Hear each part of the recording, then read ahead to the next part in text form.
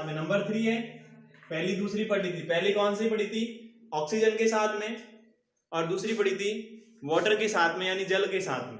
तीसरी है एसिड के साथ में। एसिड क्या होते हैं आपको पता है ना बेटा, हिंदी में उसको अम्ल कहा जाता है। उसके अलावा जो वाटर सॉल्यूशन के अंदर H+ आयन देते हैं उसको कहते हैं एक तो एसिड, उसके अलावा जो ब्लू लिटमस को रेड कर देते हैं उसको कहा जाता है, एक तो जो ब्लू लिटमस को रेड कर देते हैं वो उसको एसिड कहते हैं, या उसके अलावा जो वाटर सॉल्यूशन में H+ आयन देते हैं उसको कहा जाता है। अब बात करते हैं एसिड की, तो सबसे पहला बेटा हम दोनों पढ़ेंगे, हम मेटल्स की भी रिएक्शन पढ़ेंगे, नॉन मेटल की भी, दोनों की पढ़ेंगे। तो जो नॉन मेटल होता है वो जनरली एसिड के साथ में कोई अभिक्रिया नहीं करता है। Do not react with acids, कौन से, नॉन मेटल्स। नॉन मेटल्स होती है जो अधातुएं होती है वह एसिड के साथ में कोई अभिक्रिया नहीं करते हैं।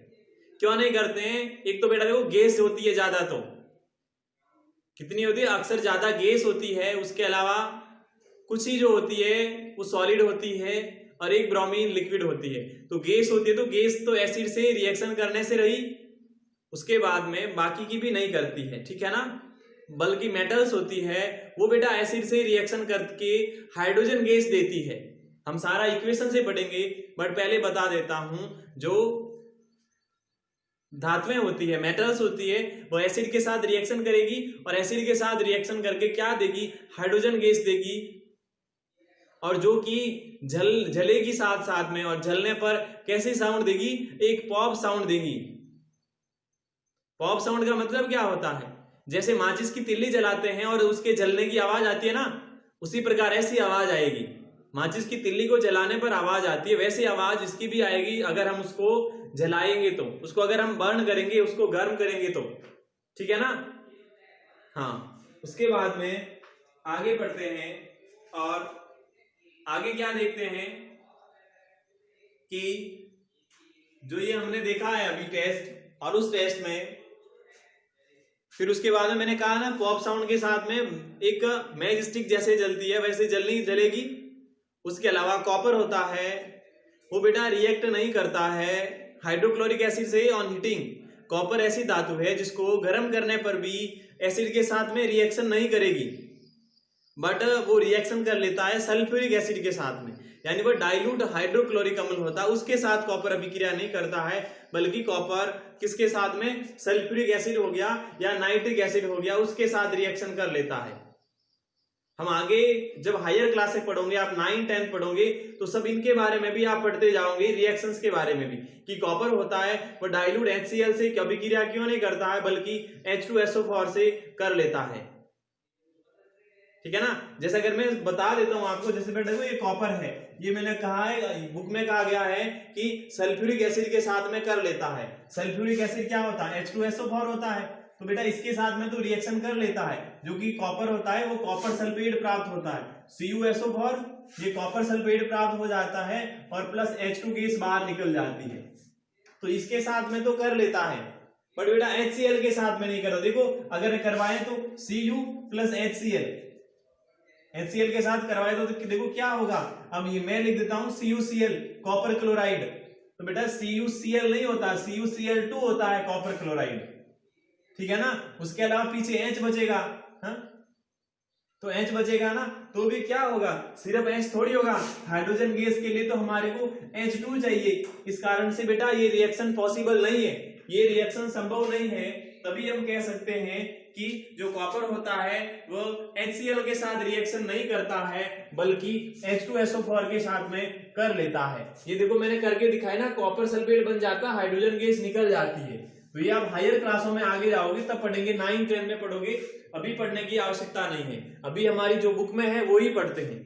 आगे लिखा हुआ है कि हम रिप्रेजेंट कर सकते हैं इन रिएक्शन को इक्वेशन के साथ में, जैसे मेटल लेना है और उसके अलावा आपको हाइड्रोक्लोरिक एसिड लेना। मेटल में ले लेता हूं, एल्यूमिनियम ले लेता हूं, प्लस कहा गया है, क्या कहा है कि उसके बाद में आपको हाइड्रोक्लोरिक एसिड लेना। हाइड्रोक्लोरिक एसिड क्या होता है, HCl होता है इजिकल टू, तो मेटल का जब HCl, ये बेटा एसिड ही तो है, हाइड्रोक्लोरिक एसिड है। देखो मेटल की रिएक्शन करवाते हैं, नॉन मेटल की तो हमने बात की, नॉन मेटल रिएक्ट नहीं करता है एसिड से। अब मेटल की बात करते हैं तो ये बेटा मेटल ही है एल्यूमिनियम, और ये देखो एसिड ही है। इसके साथ जब रिएक्शन कराएंगे तो क्या बनेगा, पहले तो एल्यूमिनियम क्लोराइड बनेगा AlCl, उसके अलावा हाइड्रोजन गैस निकलेगी प्लस H2। अब बेटा इसको संतुलित करना पड़ेगा ना, क्योंकि H2 मैंने उधर लिख दिया है और इधर मैंने H ही लिखा है, तो इसको संतुलित करने के लिए एल्यूमिनियम के आगे 2 लगाना पड़ेगा, एल्यूमिनियम के 2 मॉलिक्यूल लेने पड़ेंगे, उसके साथ में हाइड्रोक्लोरिन के 6 लेने पड़ेंगे। जो HCl है हाइड्रोक्लोरिक एसिड, इसके 6 लेने पड़ेंगे। तो आपको करना 2AlCl3, ये 2AlCl3 aluminium chloride plus 3H2 या हाइड्रोजन गैस है। तो ये हमारे को रिएक्शन प्राप्त होती है। जब मेटल की रिएक्शन HCl के साथ करवाते हैं तो हमारे को एल्यूमिनियम क्लोराइड प्राप्त होता है और हाइड्रोजन गैस निकलती है। अभी हमने पढ़ा था कि मेटल की जब रिएक्शन करवाएंगे एसिड के साथ में तब हाइड्रोजन गैस निकलेगी। ये देखो हाइड्रोजन गैस निकल रही है। आगे बात करते हैं एक और मेटल की, और दूसरे मेटल की किसके साथ करवाते हैं, अब की बार HCl से नहीं करवा करके H2SO4 से करवाते हैं।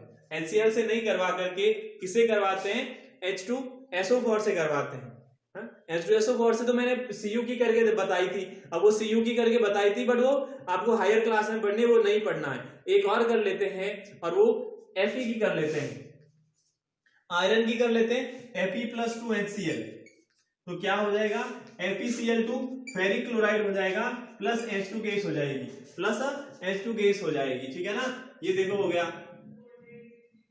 Fe की करवाई, Fe भी क्या है, मेटल ही तो है, Fe भी क्या है, मेटल ही है, और इस मेटल की हमने करवाई है तो फेरिक क्लोराइड और हाइड्रोजन गैस देखो बाहर निकल गई। उसके अलावा इस इक्वेशन को for the equation of each metal hydrochloric acid and sulphuric acid separately,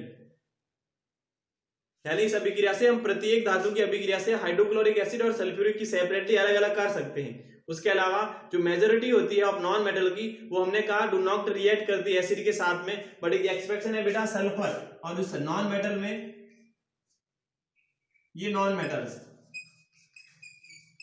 यानी generally do not react with GeNeRaLL, generally do not react with acid ReACt, react with acid, यानी जनरली एसिड के साथ में कोई अभिक्रिया नहीं करती है, बट सल्फर जो एक है वो बेटा करती है।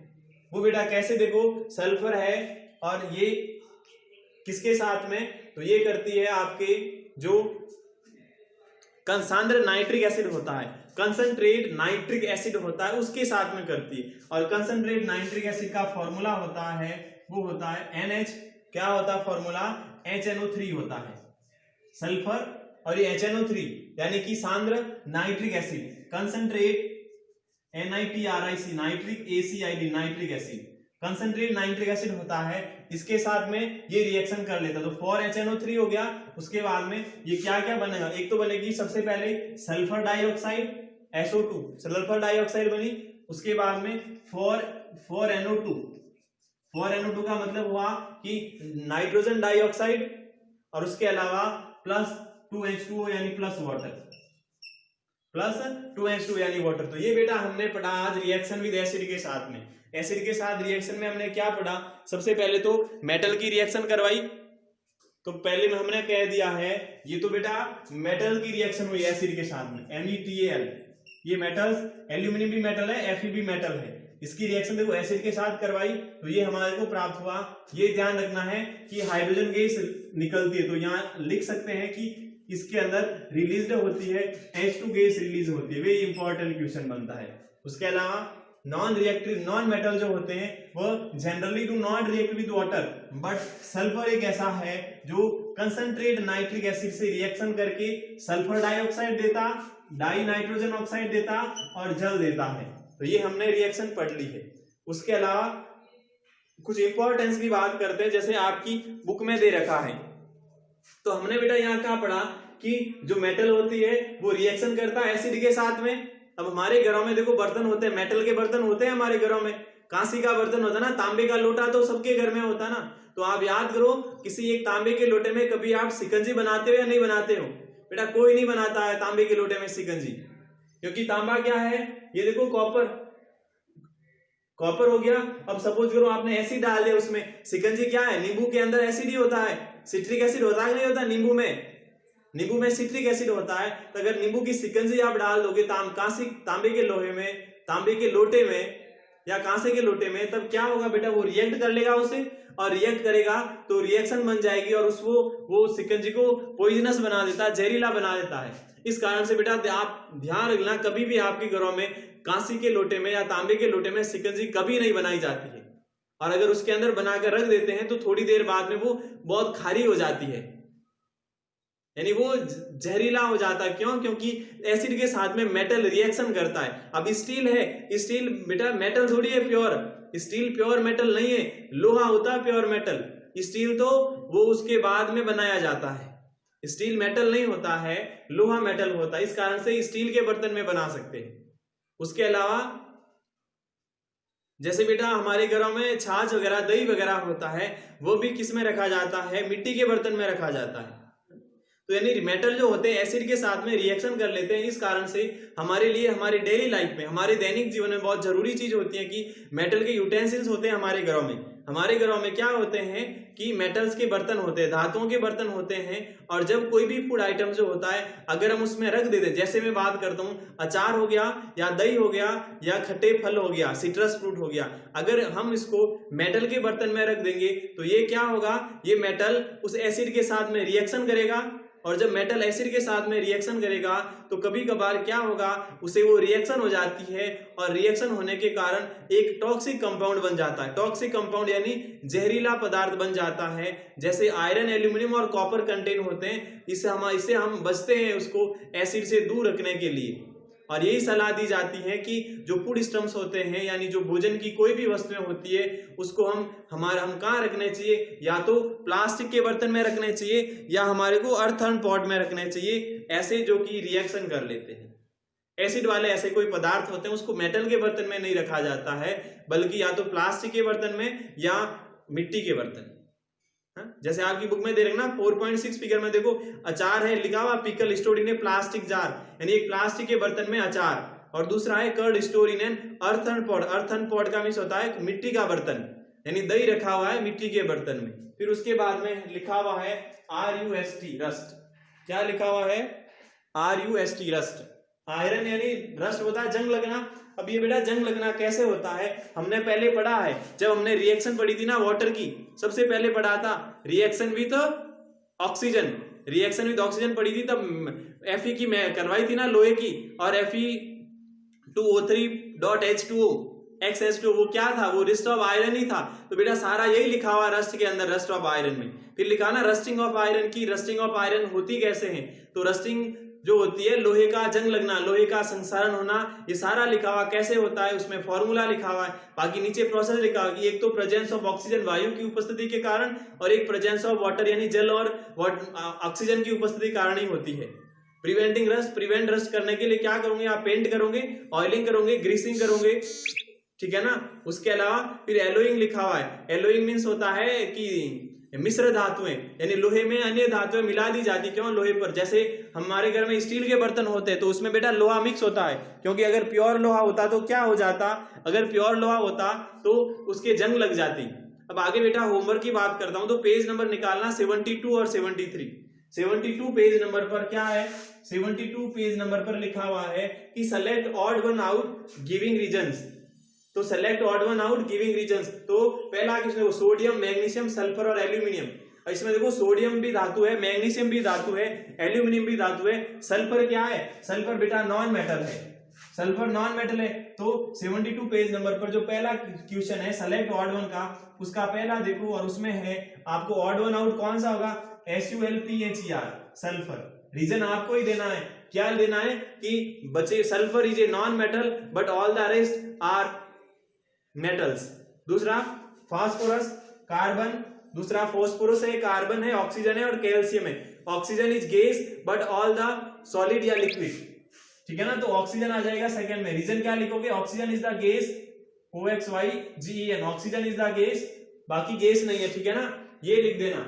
उसके अलावा नंबर 3 का कौन सा है, नंबर 3 का देखो, नंबर 3 पर है मेलिएबिलिटी, डक्टिलिटी, सोनोरस और ब्रिटल। तो देखा ब्रिटल इसका ऑड वन आउट क्यों होगा, brittle is the property of non metal, जबकि बाकी की सारी प्रॉपर्टी है मेटल की, इसके कारण से ये हो जाएगा।